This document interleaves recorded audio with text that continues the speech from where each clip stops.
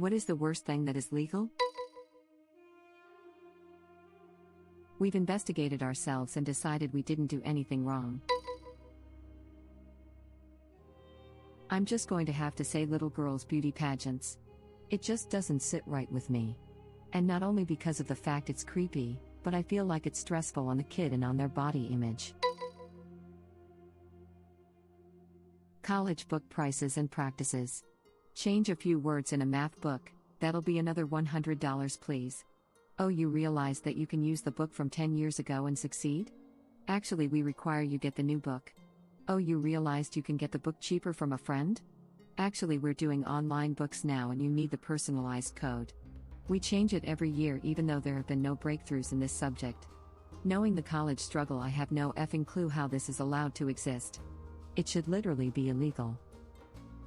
Even worse when professors say you need a certain textbook in a few weeks, then they never actually use it. Worst $80 I have ever spent. Or when the professor makes you buy the book and they wrote it. The fact car radio commercials are allowed to have police sirens or car crashes in them as a way to get your attention. As someone who survived a car crash with back damage, I shudder when those ads come on. Like, imagine how someone else who got into a much worse accident would feel. People who have been in accidents don't need a reminder of what it sounded like. Robocalls. Bothering someone with something they paid for. And now I'm getting robo-texts several times a day. I really have to get around to buying that extended car warranty. Data caps on home internet. We have a 120 gigabytes data cap. For a family of 6. In lockdown, the provider had a promotion where everyone got unlimited data. Including us. We have tried to upgrade to an unlimited plan, but they gave some BS excuse about how the server traffic is clogged, like it was completely fine for the promotion. I am 99% sure they know we always pay extra for data after we run out and don't want us to save money by upgrading. Edit. I appreciate everyone suggesting me to tell the provider to shove it, but I failed to mention that I'm 15 and that's up to my parents. I don't give a crap. You offered a promotion and I want it. Isn't that called bait and switch or something? Sounds illegal. This one is so underrated. Obviously, it's a scam for ISPs to steal more money from its customers. How about the billions they've received in taxpayer money, based on the promise that fiber would be installed throughout the country? Web link. The size of the X button on pop-up ads. X buttons that do nothing. Or X buttons on mobile that take you to the link anyway. God, I couldn't tell you how many times I've gotten caught in that effing loop. And websites that don't let you leave. Caller ID spoofing. Somebody spoofed my number and my name came up on the caller ID apparently. I got a text from some irritable person demanding why I was harassing them. I tried to explain what spoofing was, but they sent me the screenshot of my name on their caller ID and asked if it was me. I imagine this person Googled me and did all kinds of crap and decided I was the bad person in this. I feel like my privacy was totally violated. In that case, I feel like the victim on the other end is the actual spoofer. I can't prove it, but they always seem the most upset over phone calls when they can just easily block you. One time someone called from out of state and said they had missed calls from me. I told them I don't know, man, it's probably that robocall biz crap. Just block my number. I hung up and blocked their number. It's crazy that people check back on those. If I get a call from an unknown number, I tell myself it's spam and pray there is no voicemail so I can move on with my life. I agree wholeheartedly. It's one thing to just block your number like we used to as kids. But it's different when someone is pretending to have a completely different number. Socks, fit size 6 to 12 bullcrap. Also unrealistically low serving sizes on packs of crisps or candy. They do this just so they can put the number of calories/fat/sugar per serving as a lower number. I saw an off-brand Oreo that said 1/3 the calories per serving as Oreo. Their serving size was 1. Oreos was 3. Friend in college was super health conscious because he was pretty heavy as a kid. He loved to eat a bag of butter-free popcorn every day.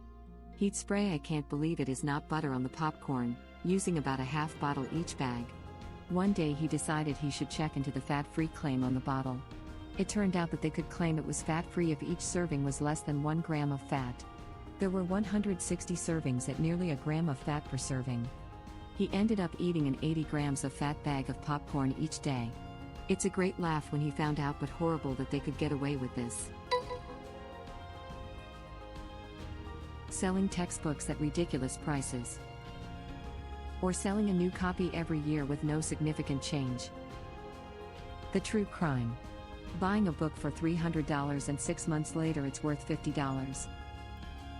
I got offered $1 one time. I grabbed my book and left. Was honestly insulting that they'd even offer that kind of money. Spice/K2/synthetic weed. This may have changed in the last few years, but I found it embarrassing that our country locks up thousands for actual marijuana but allowed that crap to be sold at every gas station and liquor store, knowing damn good and well that it was hurting and killing people. It was finally banned here, Japan, and then it became a black market drug. Of all the brain-dead stupid, the only reason to try spice was that it was a legal alternative to illegal drugs. The crap's horrible, and everyone I know, myself very much included, sooner or later had a very bad experience on it. Why would anyone risk breaking the law for a drug that is neither addictive nor fun? My uncle had a seizure while smoking that crap. We were smoking together and he suddenly stopped mid-sentence. I thought he was just effing with me at first. Then his wrist started twitching, then the twitching spread to the rest of his body, then he just straight up fell out of his chair and laid on the ground convulsing. I went running inside to grab my aunt, got in the doorway, and promptly dropped in a dead faint. Woke up to my friend screaming and sobbing and shaking my shoulders, trying to get me to come too. She was my best friend. I had known her for like 12 years at that point, but at first, I didn't know who she was. She just looked vaguely familiar. My uncle and I both ended up being fine. Scary crap though. I'd like to add that my uncle is an old hippie, so he's done pretty much every drug on the face of the planet, including the hard ones. He himself said that spice is the most effed up thing he's ever put in his body. He'd sooner pick up meth than smoke that crap again. Hearing a honking sound in a radio commercial. Or sirens. Some car insurance radio commercial had the sound of a effing car crash. Yep. There's one that's been on the radio that's like this, but worse. First off, the volume of its commercial seems to be 3x louder than anything else on the station. Then, you hear the sound of loud screeching tires coming from the right side of your car, getting louder and quickly approaching, with a loud crash with both speakers, making you near certain your car has just been struck. I have no idea how it's still legal. I've almost crashed multiple times from it. Impossibly hard to cancel subscriptions.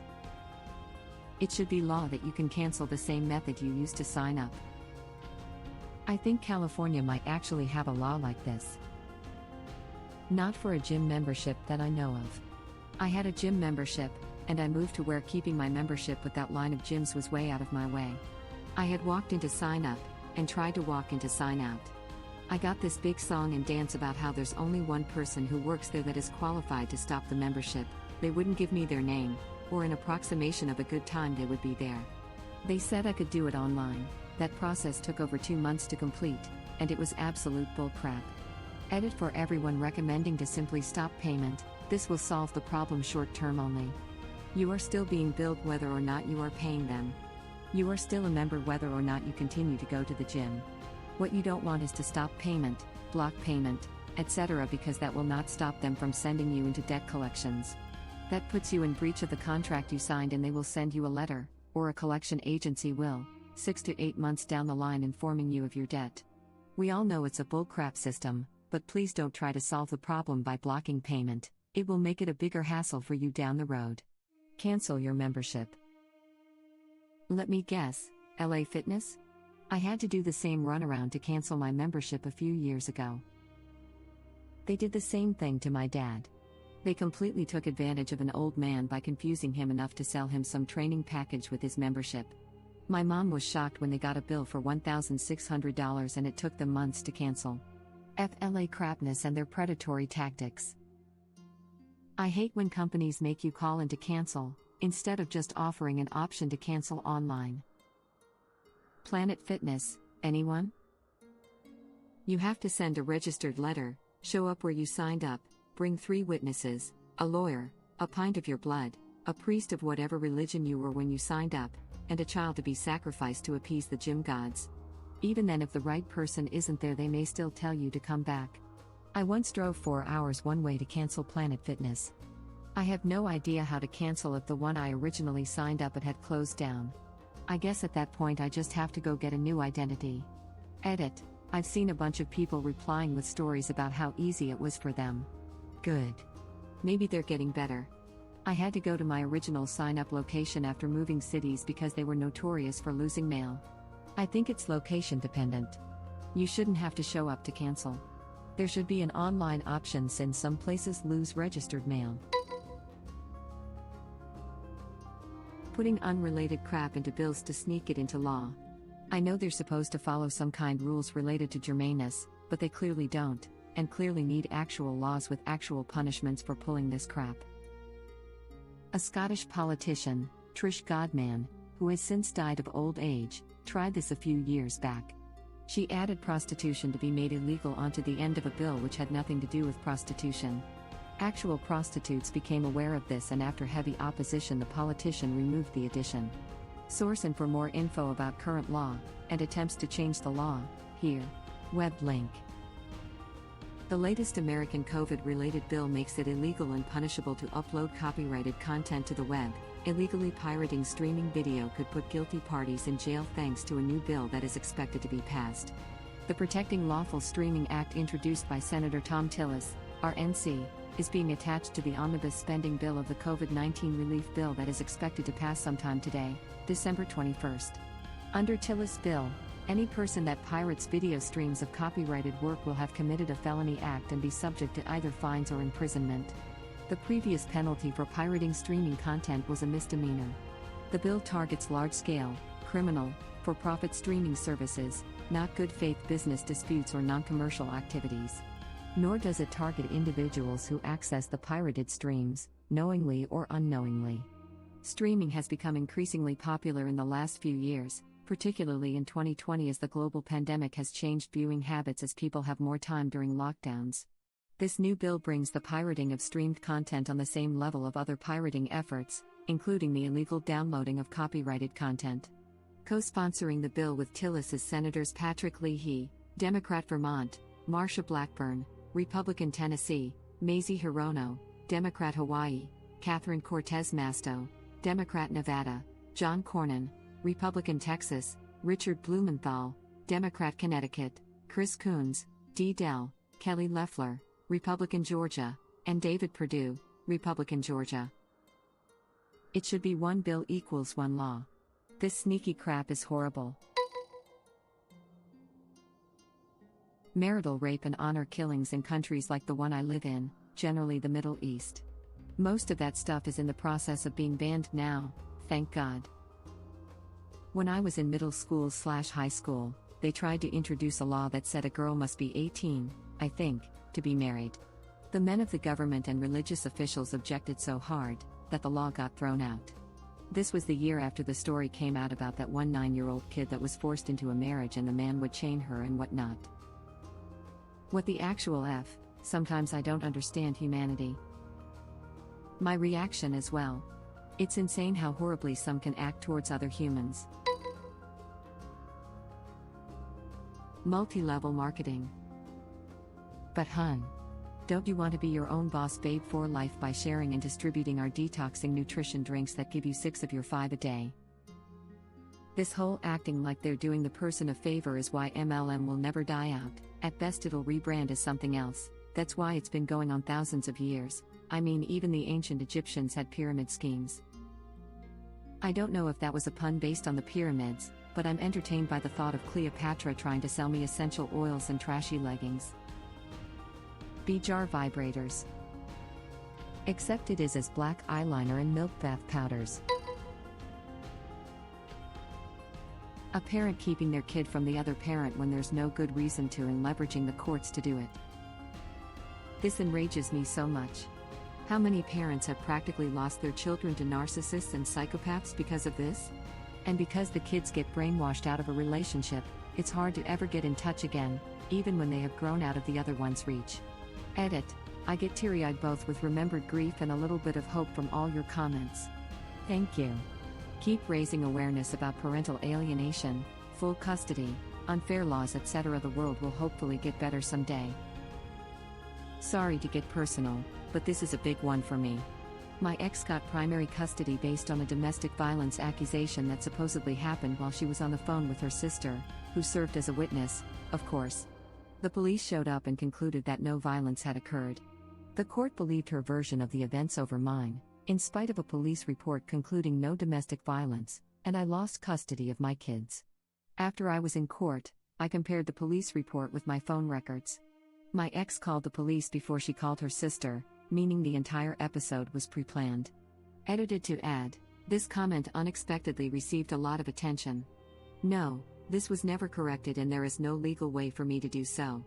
My lawyer says the only way to go back to court, and win, is to prove that my ex is a danger to the kids' safety.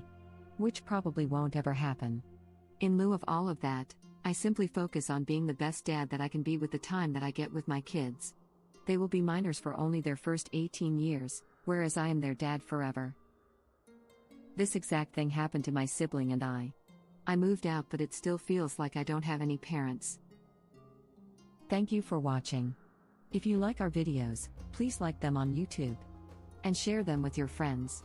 Please subscribe to be the first to know about Red Rabbit Reader's new videos. We welcome your comments below. Another of our videos will begin shortly.